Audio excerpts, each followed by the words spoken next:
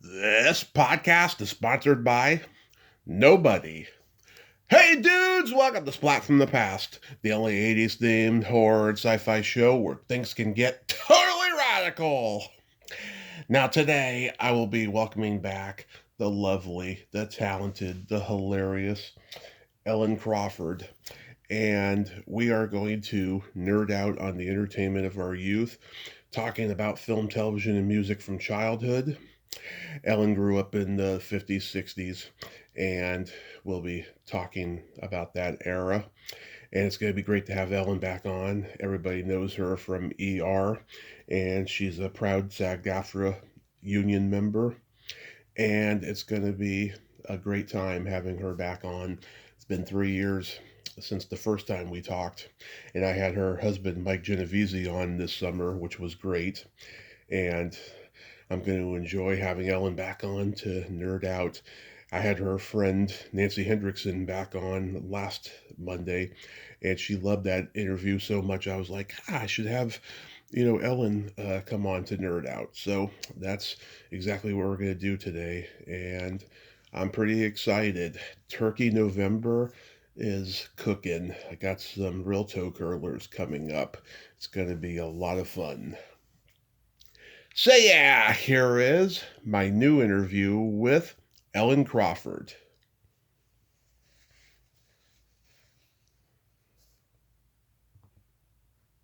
So, going back in time, do you remember the first movie that impacted you as a child? Um, it had to be one of the Disney movies because I realized later on when I got to be an adult and I saw a retrospective of, I'm going to say this, we can talk about this later, but when I first moved to LA, there was a thing called the Z Channel. Oh, yes, I know about the Z Channel. Oh, it was amazing. And they'd have everything from a Kurosawa retrospective to all of Das Boot, like all the episodes, to Porky's retrospective. Well, they had one for Disney. Yeah. And I realized, and then they'd have this wonderful, you get this great magazine with this great commentary by FX Sweeney, and it was Feeney. FX. Yeah. Yeah. And it was just wonderful. And one time they had Disney retrospective, and I realized almost my entire childhood, not unlike today, was Disney. I was Disney content, and I would say I'm trying to remember which one, because I know I was very, very moved by, of course, the animated, Bambi and Dumbo, Sleeping Beauty and Dumbo, but also Alice in Wonderland. What's that? Alice in Wonderland. I mean, I saw all of those, but they're live dramatic, like Old Yeller and Pollyanna. I was just crazy about Pollyanna with Haley Mills. Yeah.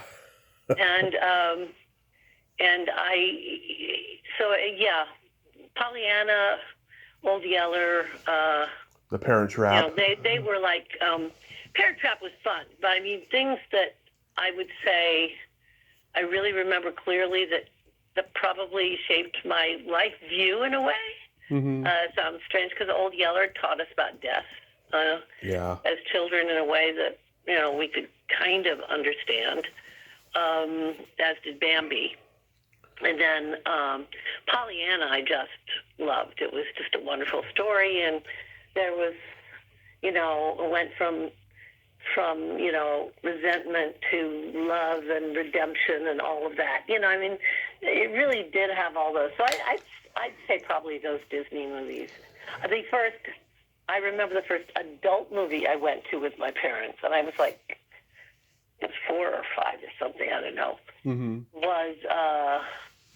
Was the Ten Commandments. Is that it? The one with Charlton Heston? Oh, yeah. Where they parted, and I still remember, because I think I fell asleep somewhere. It's a long movie, but I do remember seeing that when they parted the Red Sea, and I thought that was the most amazing thing I'd ever seen in my life. Later on, I went with them when I was a little older, too, Lawrence of Arabia, and I do remember thinking they were two of the most beautiful men I'd ever seen in my life. And I was really, it's kind of interesting, some of the things my parents took me to, because they felt, I guess their attitude was, what she already knows, and what she doesn't know won't really hurt her. I mean, they were quality films, but, I don't think they ever worried about something necessarily being over my head. I guess they figured I'd grow into it. But so I hope that answers your question. Oh, yeah. You know, it's funny. I loved one of my favorite Disney movies when I was a kid was The Shaggy Dog. But oh, that was fun. But when I go back and watch it now, Fred McMurray was so mean and patriarchal to that dog. Oh, I In don't hindsight. remember that. Yeah, I only remember that as a child. Yeah. Because I loved the dog. I was like, wow, that doesn't hold up. Yeah, but Old Yeller definitely, taught the lesson about death. I do agree with that. Yeah, I still think about how moving that. I mean, there was Swiss Family Robinson, things like that as well. But those, I think Old Yeller and Pollyanna and those things that, I think they were well made. I don't know. I haven't seen them in decades and decades, so maybe I'd feel differently if I watched them. Yeah. But we were like the first television generation. Mm-hmm. Absolutely. I mean, my husband's only, he's older than I, but he began in his childhood with the radio generation, but I began with the television generation. It was already happening. And that had a big effect. My very first man I was ever in love with was Fess Parker as Davy Crockett. Yeah. I love Davy Crockett. Totally in love with him. And my brother described a time when, I guess sometimes I slept with my eyes open as a tiny child, and sometimes I would, he describes a time, because he was 7 years older than I, when I sat bolt upright in bed, sound asleep, and sang the entire theme song to Davy Crockett, and then lay back down. Born on a mountain top Tennessee. Yeah. Green estate in the land of free. Lived in the woods, so we knew every tree. Killed him in the bar when he was only 3. Davy Crockett. The wild frontier. I sang all of that, and then laid back down and was asleep still. So, yeah, that had a big effect on me. Then later on, it was Swamp Fox. Oh, yeah, with Leslie Nielsen. And that was funny because I was said that began my fascination with Men in Boots, I guess, those two, but too much information maybe. No, it's okay. But when I moved out here, I was at Disney for an audition, and I looked up on the wall, and there was Swamp Fox, but I had no idea it was Leslie Nielsen. I mean, I knew him as an adult in a totally different way. Yeah. And I went, because I remember thinking he's the most handsome man ever in the entire universe. And then I looked up and I went, it was Leslie Nielsen. It's really, anyway, yeah. Yeah. What movie genre did you gravitate toward the most growing up? I'm not a horror girl. I know you love horror, and I can say when I perform it, or like I did a really, really neat dubbed, I do some live dubbing for international films sometimes, and there's a really good, in case you're ever looking for something to watch to scare you, on Netflix. It's Marianne. It's a French series. They only did one. Oh, okay. They only did one season of it, and then the pandemic hit, but it's a really scary thing, and that I really enjoyed. And I was working with a director who was an independent horror filmmaker, and we used to go, this is really scary. And so that was fun to do. But I was always, from the time I was a little kid, even if I saw previews my mother called the station once when I must have been kindergarten age or something. Mm-hmm. She said, stop showing those previews because my daughter is getting scared and having nightmares. It was very suggestive for me as a kid. So I never was a scary movie. I think I liked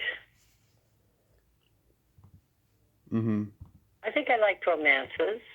Yeah. But not silly romances. I think I liked kind of like historical dramas and things. Mm-hmm. But then when I was coming into my teenage years, in the 60s, and I'm still kind of fascinated by them. You know, they went through that whole, it was the era of the Cuban Missile Crisis and all of that, and you had Tom Lehrer as a comedian, and there was a lot of movies that had a real kind of dark edge to them. Dr. Strangelove, The Ruling Class, things like that. Well, and when I was a little older, which is not the same genre, but Women in Love. Mm-hmm.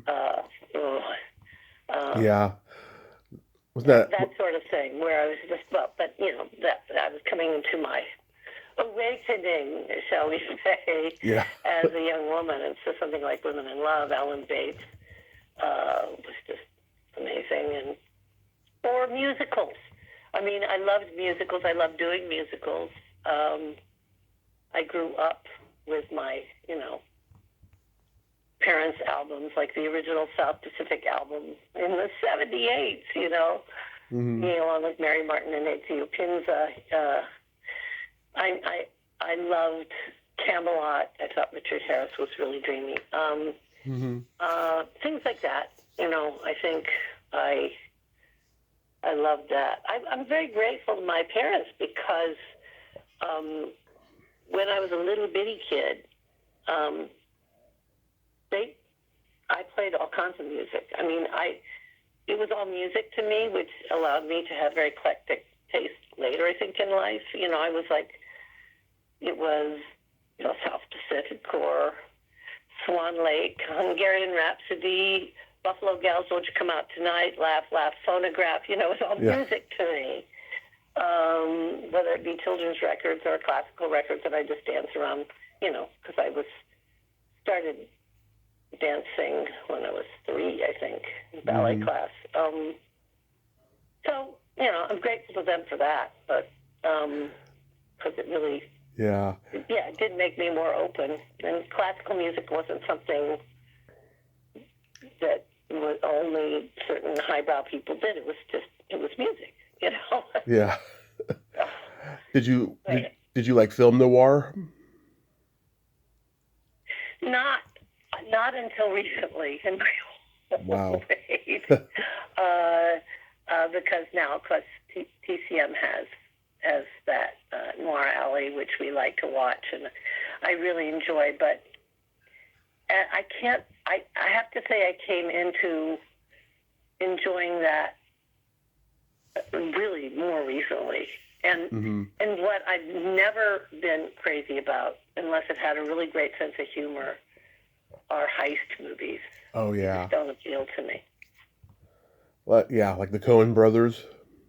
Well, not the Coen brothers, because that has humor. But, the big, all the time when they do heist movies with stars and everybody, they're, especially since it used to be that they would always get caught. And there would be some justice, and because that was kind of what they felt. I don't know. I get bored by people planning a big robbery most of the time, unless it's really funny, or really witty, and then I enjoy it because you're not watching it for the heist part, Right. I'm not a big action girl. So you didn't. If anybody wants to put me in one, I'll be there. So you didn't like westerns then? Or swashbuckler movies? I could get into swashbuckler movies. Yeah, of course. When they were popular, they were already old movies, most of those that were popular. But, they would sometimes have those kind of... I remember vaguely there was some swashbuckler animated mouse cartoon or something that I was very taken with, and would imagine all kinds of romances with that sort of thing. So there was that, but my brother was more. He was older, so he was more in the Roy Rogers vein and all that. Yeah. In fact, when he was a little kid, he would say, "Just call me Roy." But that was a little. Yeah, I mean, I watched him more. Well, my family used to watch Gunsmoke all the time for many, many years. Oh, so did my dad. My dad is a huge Western aficionado. He used to watch Bonanza, and he used to call me his little Hoss Cartwright because I was a fat kid. Oh, Austin's such a sweet character. Well, I actually just recently, because I don't know if you get Me TV. Oh yeah. Has all of these old series on it, and something I've taken to doing, because it does hold up. Gunsmoke holds up. Oh yeah. Well, like eat my lunch at 1 o'clock watching Gunsmoke, and it's fun on several levels, because not only does it really hold up, I think, with scripts and even viewpoints, but it also has like all these famous actors on it, and sometimes they recur because they had kind of like a company of good actors that they like to use, and they didn't have that modern thing. Oh no, we can't use them because we used them in a previous episode. Yeah. They're just good actors, and then occasionally you'll see somebody early on their career that I did an O'Neill play, Touch of the Poet, in New York, with Daniel J. Travanti playing opposite him, and oh yeah. And I'll see on Gunsmoke or some of these shows, I'll see he was listed as Dan Travanti, and he has all this curly, dark hair, and I just call him, I just saw you. It's fun that way to see. Also, at night when I want to kind of fall asleep on the couch, sometimes I'll put on older shows on MeTV, and because sometimes it's fun to see what all your friends were doing at the very beginning of their careers, those ones that were in like the 80s, those shows. Yeah. So that's always fun to call up your friends and I say, I saw you in, when you were a baby. Did Chicago have the $1 Million Movie when you were growing up? If they did, I don't remember it.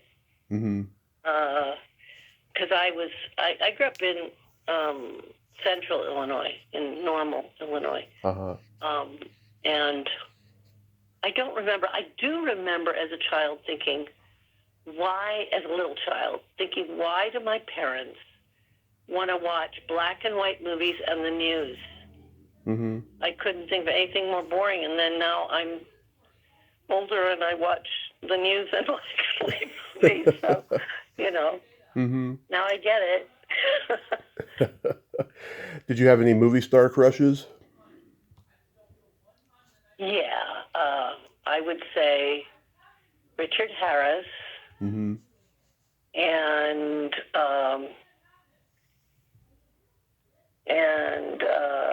Alan Bates. Earlier, you had your little kid crushes like.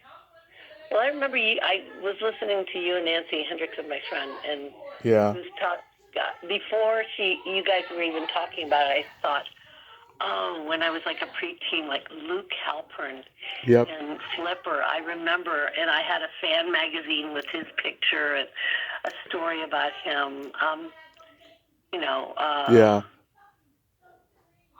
And things like that during that time, like Where the Action Is was a teen program, and they had and the Monkees was on at that time. Yep.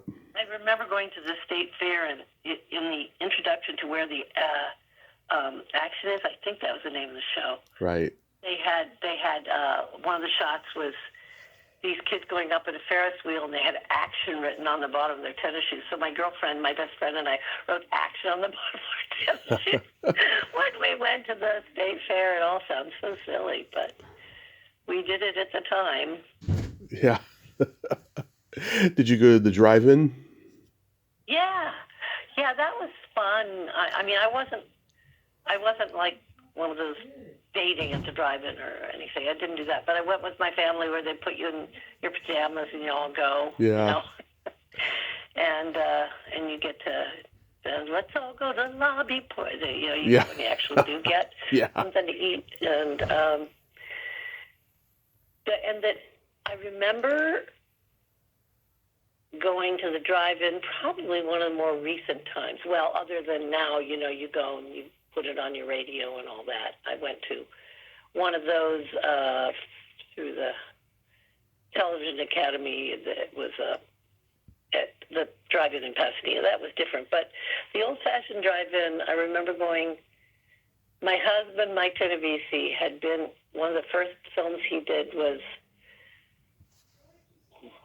let me think. It was supposed to call it Gravy Train, but they realized that was the name of the dog food. So Yeah. they called it the Dino Brothers, I think. And by that time, we were close friends. So I can't remember if we were romantically involved because we went through such a long time of knowing each other. But we went to the drive-in because they were playing the Dino Brothers, just so we could see. He had a little part, but just so we could look at that. And that I remember being maybe the only one I went to on a date, and that was more because he was in the movie. Yeah. But yeah, they were fun, and they still have them, I guess.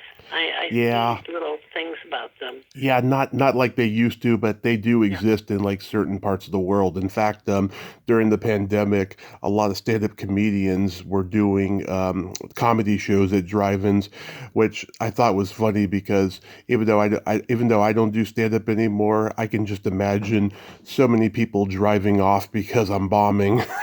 It's a little more obvious than somebody slipping out the back, isn't it? Yeah. Exactly. Yeah, drive-ins were just so much fun. My parents started taking me to them when I was 2, and they stopped taking me for a while though because it got to a point where I was either falling asleep in the back seat or I was getting out of the car and knocking on windshields. Oh, yeah, the latter part is a problem. Falling asleep in the back, I think, is why some parents took their kids to the drive-in. Yeah. They could just, let them fall asleep and enjoy a movie. But, yeah, knocking on other people's windows that is a problem. Yeah. Especially with the romantic types. They really don't want a little kid knocking on their window. But yeah. You were bad. I was. I always enjoyed going to the drive-in more though than the theater. And then after our drive-in closed, I got used to going to the theater, and then I was like, okay, I'd rather go to the theater than nothing at all, Mhm. Mhm. Yeah. Where did you grow up? In San Mateo, California. Oh, okay. In the Bay Area. Yeah. Mhm. Mhm. And we had a drive-in that was there for many, many years. My dad was going there when he was a kid. He saw the 1966 Batman movie there. Oh, wow. Okay. Wow. Yeah. Bing, pow, bam. Yeah. I'm a huge Batman fan, huge. And that's a great transition into television. So, like, what sitcoms did you watch growing up?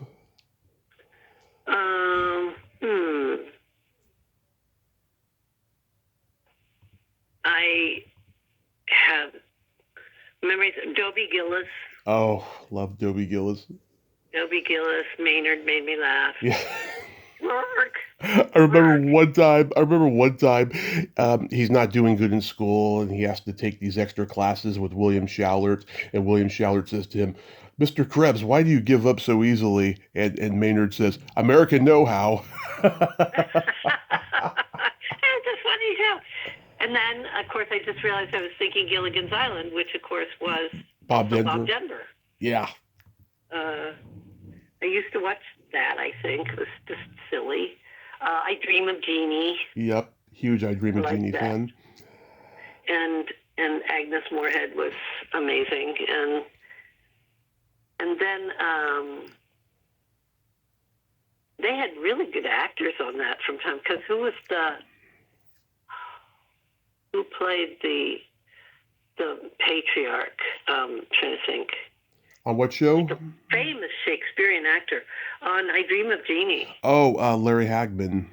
No. The patriarch, the guy on from the witch family. He was a warlock. Oh, Dick Sargent. No. They're all like the lead guys, but this was a guy who was on the. Shoot, I'll think of it in a second, maybe. But he was like a famous Shakespearean actor, and they cast him kind of like the male counterpart of Agnes Moorehead's character. Huh. And David White. No, it's okay. But he, from time to time, would start spouting Shakespeare, and then there was Aunt Clara, who I loved so much. Oh, yes, So I once did Beau's Stratagem at a regional theater in St. Louis, and I decided I would do Lady Bountiful as who played Aunt Clara? Let's see, Aunt Clara. I'm going to look it up because it's making me crazy. In fact, I'm going to look up I Dream of Jeannie. And we can get them both at once. But such wonderful, wonderful actors.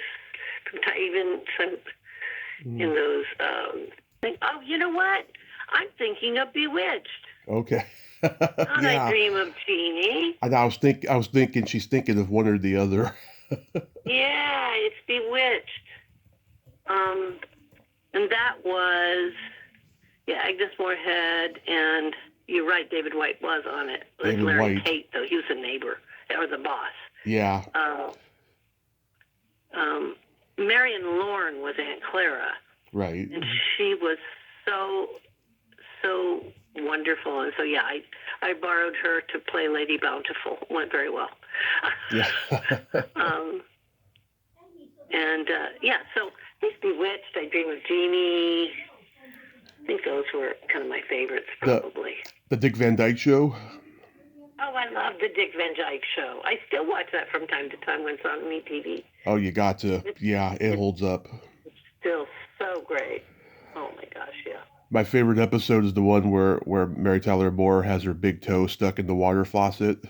Oh, yes, I remember that. That was based on the 7-Year Itch when Marilyn Monroe had her big toe stuck in the faucet. Right. I remember seeing that movie when I was a kid, too. Yeah, it's one of my favorites. Probably my favorite Marilyn Monroe comedy and stuff. That movie has a bad reputation. I found out why recently. It's because people were purists of the play. The play was much more bawdy and risk taking, but you could only be so bawdy in the 1955 movie. So that's why there's people that don't like it. Yes, that's right. Yeah. Oh wow. Yeah. Leave It to Beaver. Yeah, I did watch Leave It to Beaver, and earlier on, the Danny Thomas Show, I guess, and Leave It to Beaver, those were all Donna Reed show, but that's when I was pretty little. Patty Duke. I did love Patty Duke. Mm-hmm. Yes, he's Kathy who's lived most everywhere, from Zanzibar to Berkeley Square. Patty only knows the size a girl can see from Brooklyn Heights. What a crazy pair. Yeah. You're their cousins. Identical cousins, and you find one pair of matching bookends. Anyway. Yeah. Yeah, I watched. You might want Maurice Evans. I had to find it. Maurice Evans was a famous Shakespearean actor who was in Bewitched. It was going to make me crazy. I was going to be up all night. He was Dr. Zaius in Planet of the Apes. Oh, okay. And he was Steve Martin's butler in The Jerk, and I don't know, his wife who was the maid evaded taxes, and she had to be shot by the Florida Legion in the movie. Oh my God. It was so funny. Wow. Yeah. Oh. The Munsters. Oh, I love the Munsters. Yeah. And I think Car 54, Where Are You, was earlier back in those days too. So the Munsters I loved. There was the Addams Family too, about the same time as the Munsters. They were kind of the competing shows. Yeah, I just interviewed the second Marilyn Munster, Pat Priest, Oh and yeah, I remember Pat Priest. I I mean, didn't. not personally, but seeing her. Yeah, and I didn't talk about this with her, but I found out not too long ago that the reason why the first Marilyn left, Beverly Owen, was because um, she was staying at Fred Gwynn's house, um, like right from the get-go, because she was going through a divorce or something, and they allegedly had an affair, and that's why she left the Oh show. wow. Yeah, and I think that may be the reason why Fred Gwynn wasn't too proud of playing Herman Munster and why he hated playing it. I didn't know he hated playing it, but Yeah. Oh yeah. Okay, so like in the 80s, his career was booming. He was in the Cotton Club. He was in oh yeah, oh, what's that good movie? actor. He was in a lot of great movies. He was in My Cousin Vinny in the early 90s just before he died. Right. And like when people would ask him about Herman Munster, he would get so mad. So mad. Yeah. Yeah. Yeah, which is Because he sad. was so known for that, and he wanted to be known for his more recent work, which was Yeah.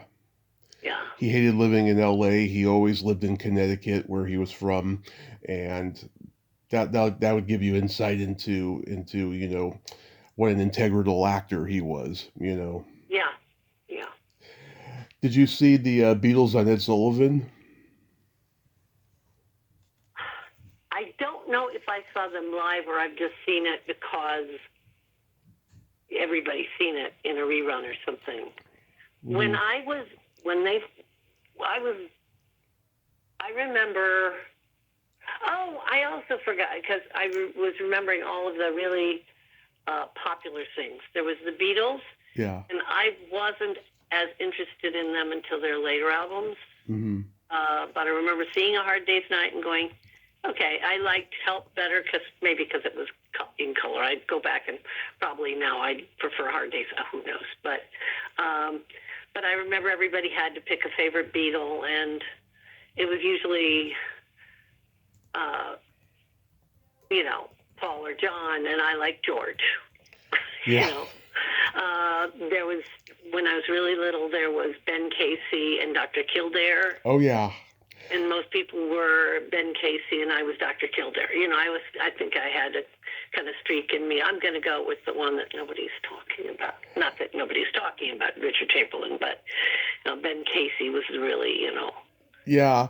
kind of bigger star at the time. I was going to ask you about that because you were on such an iconic medical show. I was going to ask you if you watched the old medical shows like those, and there was Marcus Welby and Trapper John and Medical Center and Emergency with Robert Fuller and Randy Mantooth. Emergency, I watched. I didn't. I don't think I watched them so much at the time. Hmm. I think my dad. We watched Gunsmoke. My dad watched Combat when I was in high school. Oh yeah, Combat.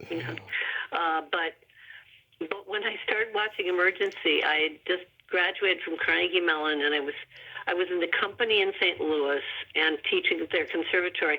And on my lunch hour, I'd come home with kind of like a MeTV-ish sort of channel. And I remember I would watch Emergency while I ate my lunch. I don't know. It was just kind of, I'll watch this show. And I don't think I watched it when it was on the first time so Yeah. much. But it wasn't like I had necessarily a fascination with medical shows, though. I sure love doing mine, but Yeah. and now I have a fascination with the pit, and I am just thrilled for Noah. He's such a fantastic person and a wonderful artist, and they deserve Hmm. I would urge anybody who hasn't been watching the pit to watch it. It's such a good show. Yeah. And I can tell you that, Noah's one of the premium human beings in the world, so I'm super happy for his success. Yeah. Yeah, it's funny you mentioned you know, about liking the Beatles a little bit later in their career. I think one of the reasons why there were people who liked the Beatles later in their career was because, once it became evident that they were, experimenting with drugs like the rest of the teenagers were at that point in time, it's like, I don't know, it seemed like they could trust them more, whereas when they first started, they were squeaky clean and like, kind of like, okay, they're conforming to the to society's norms, so to speak, but also doing it in their most subversive way. But yet, once the drugs come into play, it's like, okay, we can trust these guys. you know. Well, the funny part of it is, I mean, and I just recently learned, I was on a trip with my family, and we did the whole Beatles tour and realized that they were just suburban boys. Yeah. I mean, I always thought, oh, Liverpool, and it was like down on the docks, and no, they were suburban boys. And for me, it was just too much screaming and stuff. And I have to say, because I was not doing drugs in high school, even though my very first professional job was the original Chicago company of hair right out of high school, but I was not drinking. I was not doing, Mm-hmm. For me, it was just, I thought that their music was more interesting and it was more complex. They started using strings, in Ellen Rigby and Michelle and things like that. But Mm-hmm. I don't know. They were doing more innovative music, I thought, and it just appealed to me more than Hard Day's Night with lots of girls screaming. But now when I go back and even listen to their early stuff, it's more complex than most of the things that were being done at that time. Mm-hmm. So I think for me that was it more than but I think you're right. Culturally, they were really involved in that zeitgeist of that time. Right. Certainly of the 67 and on after the Summer of Love. That was 67, I think, was the Summer of Love. Right. Yeah. 67. But I wasn't at that time into that. That interest in that came a little later came with my first professional job. But even then, I was really kind of like Bambi. I mean, when I auditioned for that show in Chicago and the light air hit my hair and it frizzed, I was like, oh dear, my hair. Like you. We went to, and when I came into that company, I really was kind of like Bambi. I really was. Blink, blink, blink, blink. Hi, I'm Ellen from Normal. Yeah. But anyway. Yeah, I'll never understand the people who still think that Paul is dead. Well, there are people who think we didn't land on the moon. There are people who still think the Earth is flat. I mean, there's all that. But yeah, I remember the whole Billy Shields thing and all of that. It's like, Yeah. really? Oh my God. Really? Did you watch the music shows like American Bandstand or Hullabaloo or Shindig? Yes, I remember American Bandstand. That the height of that popularity was more before me, I think. But Hullabaloo, yes, I watched that. Shindig, I don't remember so much, but Hullabaloo, I remember. And I remember buying those little white boots, having white leather boots. They were go-go boots, they were called. Mm-hmm. I remember having those in, I think, junior high or something. I had nice ones, too. They were nice leather ones. Yeah. Some people had kind of knockoffs that weren't so nice, but... Yeah, American Bandstand started in 1952, but just before rock and roll, broke out. They were showing like, blues and jazz guys and like singers of like Tony Bennett and stuff like that. It's interesting how it shifted, just in a few years with rock and roll. Yeah, well, and they also, didn't they have, again, this is sort of before my teenage years, but they had Motown. Yeah. I think they kind of introduced Motown to a broader community of kids that went crazy for it.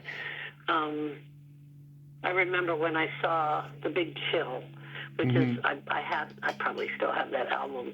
There was all this great Motown stuff. Oh yeah. And although I kind of heard it, I sort of rediscovered it from that film, because that wasn't necessarily the music I listened to when I was in college. It was more, rock stuff, and wasn't so much Motown. I really discovered it with that movie. I was really glad they had that score because it really introduced a whole genre of music that I kind of knew peripherally, but hadn't really heard a lot that I loved. Yeah. Yeah, I mean, the Big Chill soundtrack is just wonderful. Oh, wonderful. You mentioned before the Z Channel. Yeah, it's funny. I talk about the Z Channel sometimes because I've only become aware of it since I started the podcast. They came out with a documentary about it about 20 years ago. I watched the first half of it recently and stuff. And yeah, I mean, anybody who was in Los Angeles from 73 to 89, I mean, it was the channel, And we moved out here in 83, so... And I think the guy, FX Feeney, that was his name, right? The guy who wrote, I think he's still out there doing he's really good as a reviewer and dramatic criticism. I just remember really enjoying his stuff. And didn't the guy who owned the Z Channel got it started, wasn't he murdered or something? He killed his wife and then killed himself. Oh, okay. Wow. I just remember something horrible. I just found that out. So sorry, because that was, I'm sorry for anybody that is involved in that situation, but it was a big loss to all of us, too, because I thought it was really an extraordinary channel. Yeah. I mean, we had a lot of great local channels that showed every type of movie when I was growing up in the Bay Area. Nice.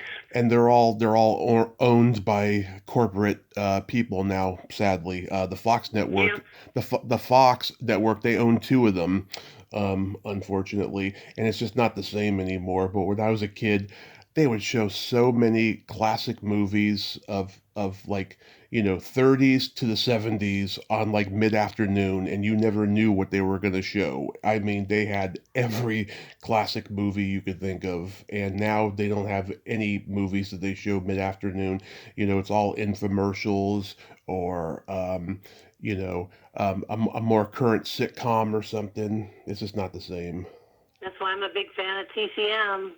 I was when they were thinking of closing that down. I was like, "Are you crazy?" But the Z Channel, like I remember, you would watch things I would never get around to seeing. Not being a person who went regularly to the Lemley or something, but I remember there was a film called, I still remember, The Road to Nuriyama, I think was the name of it. It's like a Japanese village where at a certain point, their older people would say, "Okay, now it's time for you to take me," kind of like the Eskimos might put you out on the ice, when you can't function anymore. They would, the grandson is carrying his grandmother on his back to take her up and leave her at the top of the mountain because she says it's time. Yeah. And it is, it's a simple idea, but that movie was just riveting. And I remember seeing it on the Z Channel. I never would have, I wouldn't have seen it anywhere else, because I didn't seek out foreign films all the time on my own. That sort of thing, really. I just remembered FX Feeney actually died in 2020. Oh, did he? Yeah. Oh, okay. I just remembered I interviewed this actress, Irene Miracle. She was in Midnight Express with Brad Davis. Yeah. I think my husband was in a movie with her. Yeah. And like I reached out to her like around that time of his death for an interview, and I had to wait till summertime because she was mourning his death because they were very close friends. I remember. Oh. Yeah. But he was like one of some of my favorite critics, and I put that in quotes because he was he did more analysis and really thoughtful perceptions of what was going on in a film and why. And I just was a big fan. I never met him, but he went to Cal Arts with Paul Rubens. Oh, okay. Yeah, I remember the first time I ever became aware of him, he was interviewed on Paul Rubens' E! True Hollywood Story in the late 90s. He was one of the few they interviewed who actually loved Paul because it was interviewed by all the people who disliked him. Oh, wow. Yeah, which is quite interesting. Did you watch The Twilight Zone? Oh, yes. Yes, I watch a lot, and I still do, actually. It's also one that's on, um, it's on at night on MeTV, actually. You can Hmm. watch that. Right after, you know what, one of my favorite things to get sleepy to, but I really enjoy it because it's interesting enough that I can watch it to the end, but if I fall asleep, it's okay. But the old Perry Masons, it's the same formula, but I always know who's going to get killed before they get killed. There's usually Yeah. somebody that's kind of a jerk. Yeah. So there are a lot of reasons why a lot of people would want to kill that person. So, but I really enjoy. It just takes me back to a time when I was really tiny then. But I really enjoy watching it. I don't know, Perry Mason. There's Um, there's an I episode. know the new one was a whole other thing, but I just, yeah. And I also didn't realize at the time until, like, really recently, I listened to the theme song and went, that's a great theme song. I mean, really unusual and kind of haunting. Hmm. It's funny your perceptions later of things that you just accepted as, well, that's what that is, Yeah. There's an episode I love. It's so underrated. Susan Gordon, who was the daughter of Burt Gordon, who made The Amazing Colossal Man and all these like little creature feature horror sci-fi movies back in the 50s and 60s. She's this little girl who has a mean and nasty aunt played by Nancy Culp from the Beverly Hillbillies. Oh, yeah. And she hangs out with this old man. I think it was Dean Jagger actually who played the old man, and Oh, he can he's turn such a great himself. actor. Yeah, and he can turn himself into a bat and all these different things. And like the two of them, they get into a lot of mischief together. That's a favorite episode of mine. It's Stephen Talbot who played Gilbert on Leave It to Beaver is like one of her schoolmate friends and stuff. I interviewed him and I've met him. He's a great guy. Well, the one with Billy Mooney mixing people into the corn Yep, yep, was written by the same man who wrote Mirror Mirror Star Trek, and yeah. actually also on his deathbed wrote a movie that I did, which is kind of a cult favorite now. Hmm. Uh, um, uh, the Man from Earth, Oh yeah, and but there were some great actually. And now sometimes when it's nighttime, I don't want to get too involved and too spooked out. So because there's also Alfred Hitchcock Presents oh yeah, on MeTV if you're interested in seeing that oh right yeah. after Twilight Zone.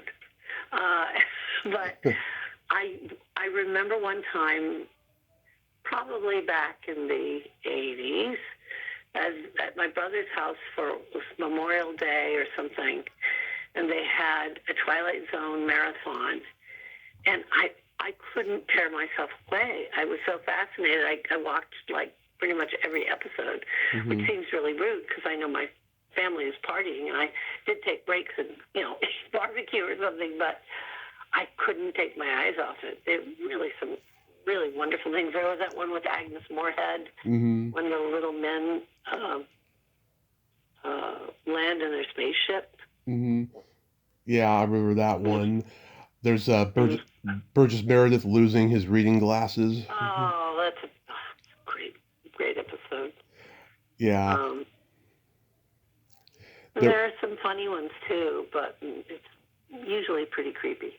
Yeah, But and- really, really well done. A lot of what I think was so superior about that, a lot of psychological kind of horror as opposed to, I mean, Outer Limits came out after that, which I would try to watch, but mhm, it was more kind of goofy looking monsters and stuff, yeah, space monsters. It just wasn't, I never thought it was as good as Twilight Zone. We now return you to your, can't believe I remember these. regularly Now scheduled return to programming. control. You probably know the whole thing exactly. What was Yeah, it? regularly scheduled programming. Yeah, we return the control of your television set to you, or whatever it was. Yeah. Yeah. Um, There was one episode I liked of The Outer Limits where Carl Held, who was on an iconic episode of Star Trek, he's a spaceman, and Martin Landau's an alien. And Martin Landau as an alien, I mean, that guy was such a great actor. He could be in so much makeup and just completely floor you.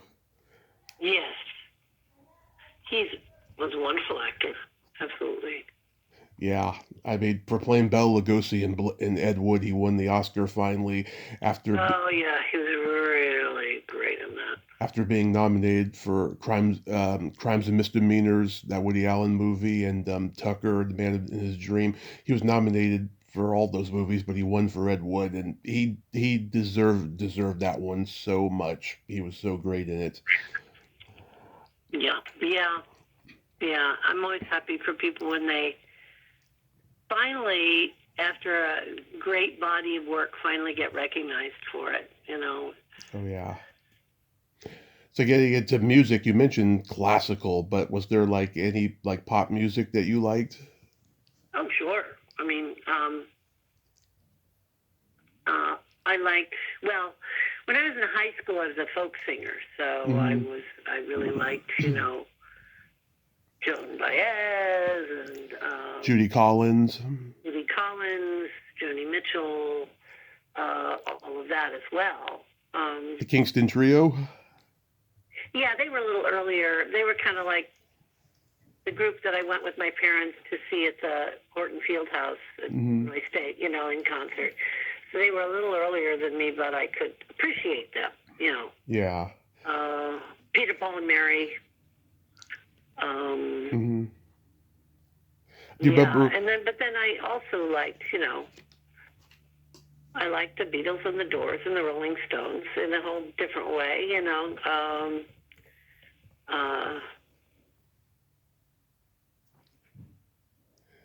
So yeah, there was, of course, always that side as well. What I was singing was more the folk music. I was with two other girlfriends, and we had a little group that we would sing in coffee houses because we were underage. We couldn't sing anywhere that had alcohol. But and then when my one friend graduated, another friend came in and replaced her when she went off to college. So good times. Playing guitar and singing. Illinois has always had great music. They had Curtis Mayfield and the Impressions. Mm-hmm.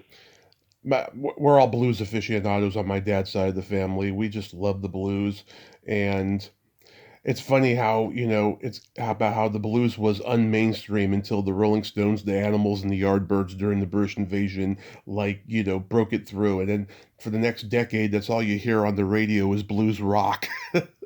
Yeah. Well, and my husband and I took a VC in Chicago. This was before. It's after we'd first met, but before we were like best friends, and then before certainly we were involved romantically. It was a long journey, but Mm-hmm.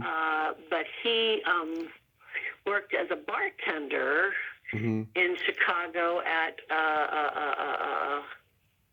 it's really super popular now. Kingston Mines. Okay. When he first started there, it was like some folk singers. It's where they actually first put together the original production of Grease, which was a lot. That was a lot harsher than the one that they wound up with. But and I never saw it then, but so I've been told. But they had, and then they started bringing blues players in, and because they had jazz for a while, but you can't make any money on jazz because people will get one drink and sit there all night. So when he brought blues in, it was run by Doc Pellegrino, who was chief of staff at, I think, Children's Hospital or something. He was like a big time physician, but his kind of hobby was to have the Kingston Mines, and he kind of he put on a wig and he'd come to the Kingston mines, and he had been working all day, and then he also had a free clinic he was working. He was a really fantastic guy who died really only very recently. We went back to see him when he was in his 90s. And he would, he refused to pay protection, so that made it interesting trying to keep yourself in liquor, because there was a group of people that wanted you to pay them to be able to sing in Chicago, and he was like, no, so that had its own things, but he survived that, and now it is hugely. The building, I think, was damaged that they were originally in, so they moved into another building, and now they have like 2 stages that they alternate, and it's incredibly popular blues bar in Chicago still, and Doc's family still runs it. His son is kind of the master of ceremonies. I think his daughter does, the accounting, and they still have it. And Doc, until his recent passing, lived above in an apartment up above it. And I know we went there with our kids one year. We were adults, not kids, but we went there, and his son introduced Michael from the stage, because he said, he's the one who taught me how to bartend. And it was so funny, because all of these like college kids, I mean, they all had to be 21, but are coming up and like paying homage to Michael. Oh, thank you so much, sir. Like he was like the god of bartenders or something. He was like an actor making a little money on the side as a bartender, right? But it was, I mean, just the reverence with which they regarded that place was really, it was fun, because it really is. Yeah. Super popular bar is still there. If anybody's in Chicago, check out the Kingston Mines. It's really a great place. Absolutely. Wonderful blues. Yeah. Styx is from Chicago. Cheap Trick is from Rockford. I've seen both of them live. They're great live. I watched a little bit of the Chicago documentary, about the band Chicago. Last night and stuff. Yeah, it's just interesting how they go from being this jazz rock band to being this adult contemporary pop band in the 80s. They're kind of responsible for me getting in, being in hair, my first job. Oh, yeah? Because I sang, we had to sing, for the final callback, we had to sing, 16 bars, I think, and I did the introduction to And When I Die. Oh, yeah. Oh, that's Blood, Sweat, and Tears. That. Yeah, that's Blood, Sweat, and Tears. And When I Die, oh, you're right. It's not Chicago, it's Blood, Sweat, and Tears. I take it back. Yeah. Never mind. And what's I know you know everything. I try. You're like encyclopedic in your knowledge of everything. Walking encyclopedia. Yeah, and I can tell you who wrote that song too, Laura Nyro. Oh, I've seen her live. Oh, yeah. A long time ago, but what a terrific talent. Mm-hmm. And I recently saw a documentary about her that was very interesting. Because, she was, I think 16 when she wrote her first hit. Society's Child. Oh, yeah. Todd Rundgren's hit, We Gotta Get You a Woman, was actually inspired by Laura Nyro's style of playing. Yeah, she was. I just saw her. I saw her in concert decades and decades ago, but just she was there on her piano, and she was just really terrific. Very talented. Do you remember your first concert? My first concert. I don't remember going to. When I was in high school, I didn't go to a lot of rock concerts or anything like that. I was usually in a play myself. I would go. I was in a university town with Illinois State and Illinois Wesleyan, so we would go to my parents would like kind of buy the series of the concerts there, so I would see whoever they brought in, which could be anything from Peter, Paul, and Mary to Andre Watts to, it was very eclectic as well. But I remember going to concerts more like when I was working myself and you'd have a night off or something and you'd go to see, say, George Benson. I remember seeing in Kansas City or something. I remember seeing Joni Mitchell when I was in college in Pittsburgh and being kind of disappointed because she was really, well, that was nice when she was really pissed off about something. Like, when I love your music, but you're really angry and it's hard to take because I don't really know you except through your music. But I never was a big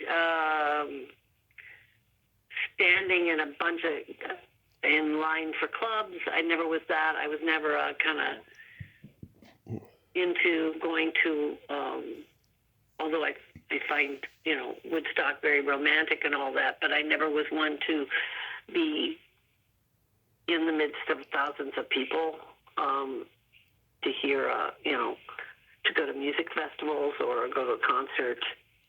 Kind of wasn't me. And as I said, most of the time, because I went right into working right out of high school and even through college working summer times, I was usually performing, in theater and for many years so that you didn't have that many nights off, doing it yourself. So. Yeah, I've been to so many great concerts. I've seen the Monkees, Steppenwolf, Alice Cooper, Aerosmith, REO Speedwagon. Wow. Rush was the best concert I ever went to. I'm a little disappointed that they're doing a comeback tour next year without the second drummer that made them famous, because when I saw them in 2015 on their farewell tour, I was like, this is where they should stop, because they are never going to be this good again in their 70s. And now here they come up with another tour. I'm like, damn it. Well, they may surprise you, but yeah, I know what you mean. Yeah. Oh, I had a funny thing happen though, because Three Dog Night, they were the ones who did "Easy to Be Hard" that made it a hit, with their cover. Yeah. And I usually didn't. I mean, more on the national tour, I played Jeannie, the pregnant one who sings there, and everything. But in Chicago, and that was an incredible company because we had, Andre DeShield and Gary Montaigne and Arlene, I think, got together at that time, and Stan Shaw and Elena Reed. We had a really amazing company. We would kind of occasionally trade off roles. They would let us do that. Mm-hmm. And the one night that I played Sheila, because most of the time I was doing Chrissy or Jeannie on tour and stuff, but the one and only night I played Sheila happened to be, and I know the Rosemary Wallace, who normally played at Prosley, was going, oh my gosh, no. It happened to be the night none of us knew the Three Dog Night was going to see Hair for the first time. Yeah. And I was singing their song. I'm glad I didn't know when I did it, but my brother happened to be there that performance. Also, he remembers better than I do that they came back and they were like, oh, they loved it, and they loved that song. And it was like, but it's wild that it happened to be the first time they had seen that show. Was the one and only time I sang. Wow, that is cool. That's really cool. The Three Dog Night guys saw your performance of Hair. That is so cool. Yeah. Do you remember your first makeout song? Well, see, I didn't date much in high school, so I didn't really do a lot of that. I didn't have makeup out songs, but I mean, later on, it probably was whatever we happened to be playing. I don't remember any specific songs because I didn't date much in high school at all, and I didn't go to parties where they had, make out times. It just kind of wasn't what I did. It was kind of more the theater crowd, and let's debate issues like euthanasia. I was one of those kids. And so I don't. And then when I did start seeing people, I don't have any specific memories of what was playing at the time. I mean, I think for Michael, who's my husband, who's older than I am, it was like Johnny Mathis, Chances Are, and all of that. But he was more into a dating thing in high school than I was when I was in high school. I was doing musicals and and Maxwell Anderson and Theater of the Absurd. That's kind of where my focus was. So I'm afraid I'm not much good in the makeout. I couldn't get dates either, but occasionally I would get lucky somehow, and my first makeout song was Janet Jackson's Love Will Never Do Without You. And this is a body anecdote, I hope you don't mind, that it led to my first heavy petting experience. Hey, that's always a good thing. Absolutely. Everybody should have a first heavy petting experience. Yeah. And then follow on from there, in my opinion. So exactly. Wink, wink, nudge, nudge. Did you have comedy albums? My parents did when I was little. And I remember you were talking about, because even before you and Nancy started talking about it, I thought, there was the First Family with Vaughn Meter, and you started talking about it because I was when I think you and Nancy were talking about comedy albums. Yeah. And I think I still have that album actually, because I still have all my parents' like 78s and all of that stuff, and some of my albums and Michael's albums, but my dad was a big Bob Newhart fan. Oh yeah, that's a great. I grew up with all those Bob Newhart, the button-down mind of Bob Newhart, things like that, and in fact, there's like one routine he does about the invention of baseball. Oh yeah, and all that, and the telephone bit too. And yeah, because he always did the telephone bits, and there was one line in it, and he said, "What's fair, Mr. Doubleday?"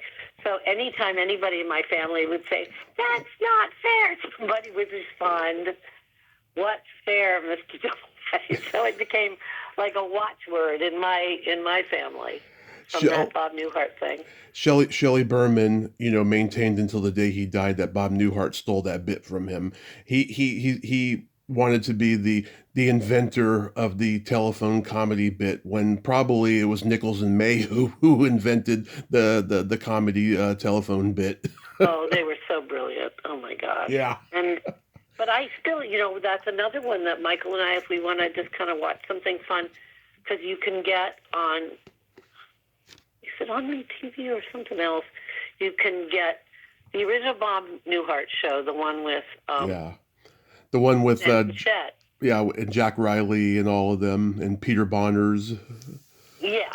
And my love, Marcia, I adored her. We served together on the SAG-AFTRA, or SAG at the time, and then SAG-AFTRA board together, and she was just a brilliantly funny and beautiful person. And then it goes into Newhart, which was the first TV job, sitcom job I had when I first came out here. I was a guest star on that show, and that's the one with Tom Poston. And that's my favorite one, actually. I mean, I love the original, but that one's my favorite.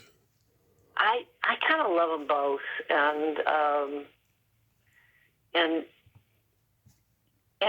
the funny part was that Tom Poston and Suzanne Plachette were together at that time. I mean, they were, And then I thought it was the most brilliant final episode of anything was at the end of that Newhart, when Did you ever see that episode? Which one? He wakes up. Oh, and he's yes. married to Mary Yeah. Fran, who we also lost. I saw that the first night it aired, and I hadn't seen the original one yet. I saw it a few years later, and then I got the joke. Yeah. Oh my gosh, it was so brilliant. Oh, and that was, I think, around the time that Dallas had I was in the shower and I had this dream or whatever thing, when they were doing those kind of silly things. I loved that so much. Yeah. So much. It was a brilliant finale. Brilliant. Yeah. I've never seen anything like it. So, do you have anything upcoming you can mention? Well, I've got a commercial that's playing like crazy for Empower right now, where I jump out of the plane. But other than that, and I actually, my husband and I, for these friends of ours, did this little web series called Two Cops and a Car. It's on YouTube. Oh, I gotta see that. An episode. It's very, very, very silly. If you're in the mood for silly. Michael has an indie film that he shot, but what's the name of your film? Something. Not Black Snake Bone. That's John's. Anyway, you'll think of it.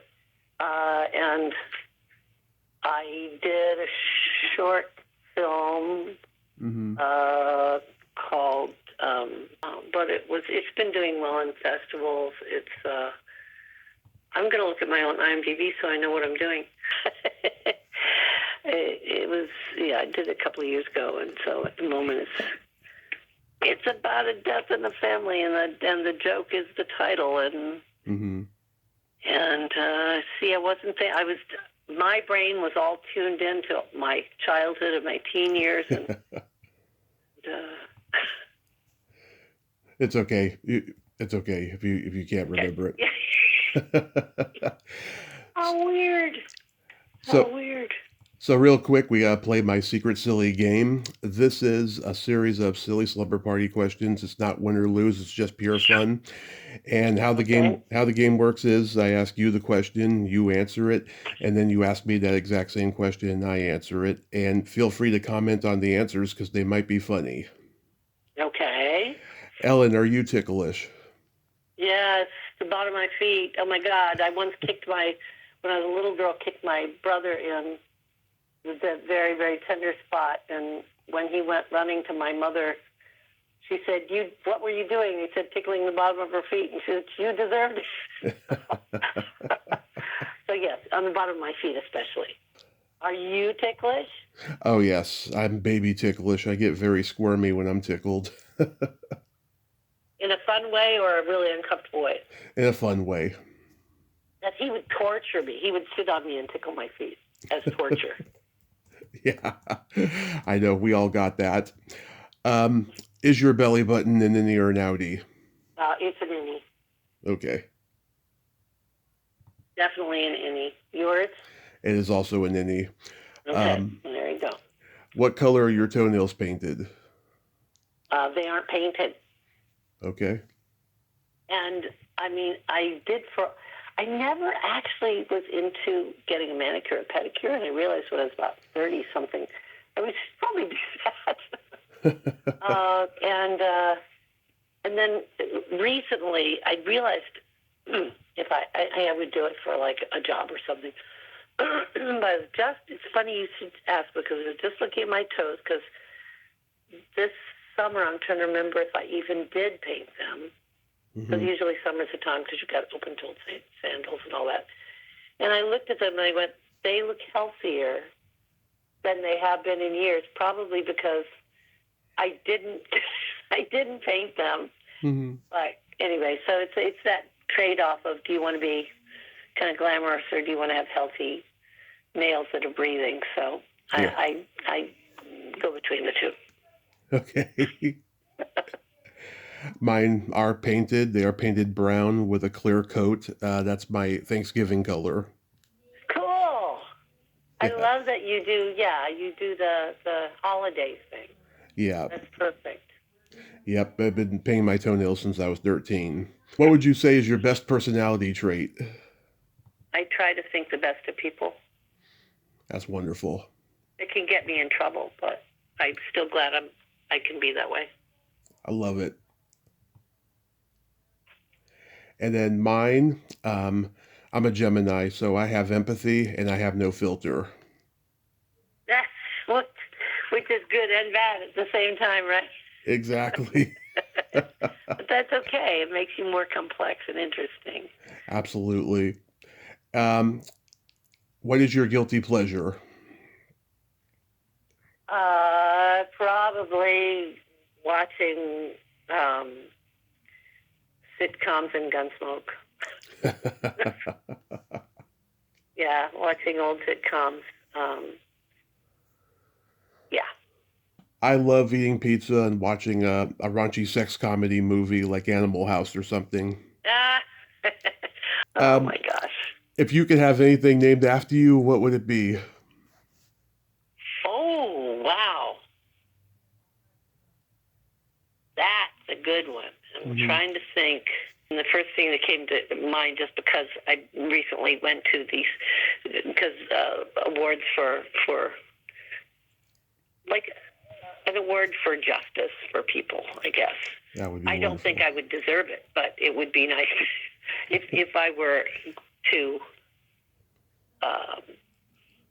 care about something. The thing that I'd most enjoy is something I, that kind of work. But I won't get one. But that would mean a lot to me. Yeah. That would be beautiful.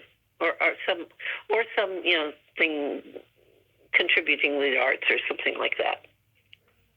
That would. What about you? What would you want named after you? Oh, get ready for this. A vibrator. A vibrator. Wow. Well, that's a memorable answer and honest and interesting. Yep. I would call it the Tommy Chatsy. You might just sell a lot of those. Right? Oh, yeah. Come in different sizes and all that. And then versatility, exactly. And then my favorite question, is there a stinky smell that just makes you gag? Oh, wow. Yeah, I guess. I mean, nothing I can even eat stinky cheese and stuff, but I think it's when something's been just garbage that's been rotting just a little too long. Yeah. When it hasn't been taken out, and that's. Oh, and I don't mind so much the skunk smell at a distance, but for a while I lived in a neighborhood where I was renting where it was constant, and after a while that can kind of get to you. Yeah. After a while. How about you? What's the one that makes you gag? Either farts or feet.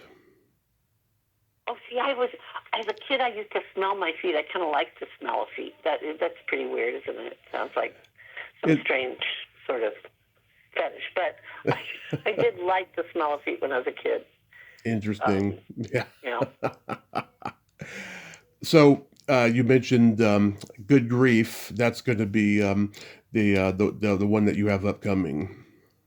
Yeah, I mean it's in festivals right now, and it's a nice film made by some young women filmmakers, and so it's making the circuit right now. It seems like I guess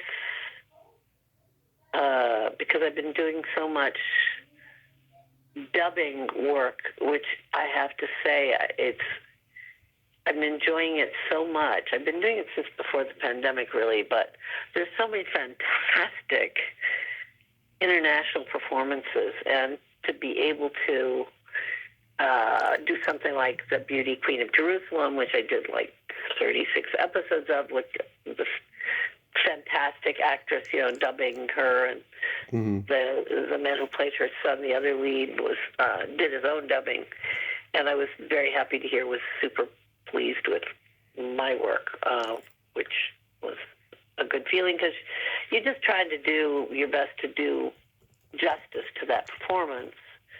But I really enjoy that. It keeps your chops up, and you get to see all these fantastic performances and really try to create a way that more people will be able to enjoy those performances, because not everybody will read. I mean, the ideal way is to read subtitles, but not everybody wants to do that. In fact, over 80% of Americans don't. So doing that work, I really enjoy. And, hey, I do like my commercial that's out right now. It's going to be around for a while. They just picked it up again. And and that's been fun to have high school friends call me, because it was during the playoffs, I think the World Series. You've got people all over the country going, hey, I see you jump out of a plane. And I did harness work for the first time, and I figured you can teach an old dog new tricks, and I had a good time, and I was very proud that the stunt coordinator was impressed and took up his hat and said so, and that I was very, very proud of that. Especially when you're not the youngest person on the block, it's always good to learn a new trick that you can do physically. Yeah. What's the commercial for? It's you can actually Google it if you want to see it, but it's also been playing a lot. The product is Empower. Okay. The name of the commercial is Bucket List. So if you Google Empower Bucket List, mm-hmm. And then they also did some internet stuff and an interview with my character and this calendar with my character doing all these different crazy things. So it's like there's a woman on there that always represents a company. She's terrific. Mm-hmm. So I'm just one of many commercials, but that particular one seemed to have some fun stuff that they were doing on the internet as well. So yeah, I'll check that. I haven't particularly seen, but I'll check that out. I'll check out Two Cops in a Car. I actually know Robin, who's in it. Yes, she's delightful. They're really delightful people. Yeah. John Spence and Robin Shelby are just, in fact, I just said to Mike, I just actually texted him and said, hey, you want to have dinner? Because we were going to plan a night. We haven't done it yet. But we had fun with them. It's fun to be in something just totally silly, and mm-hmm. They've been doing it for a while, A lot of my friends have done it, Barry Pearl. Oh, yeah. I think said, sure, you should do it with Mike and Ellen and Jason Graff, who I did a Broadway show with, is very funny in one of the episodes. And so a lot of my friends have done it. It's like good for them. They just decided to do it, and they're doing it, Mm-hmm. Kind of like what Nancy, Hendrickson did with her little web series that we did, Boomers. Yeah. You just kind of go, let's make something, Yeah. So, I think you can still see that on Amazon, Boomers. Oh, yeah. They cut into 3 half-hour episodes instead of the webisodes we did. I know. I enjoyed that series. I got a couple jokes for you. Okay. What do you call a boy that doesn't masturbate? Dead? I don't know what. A liar. A liar. Okay, there's that. There's that, too. What kind of meat does a priest eat on Friday?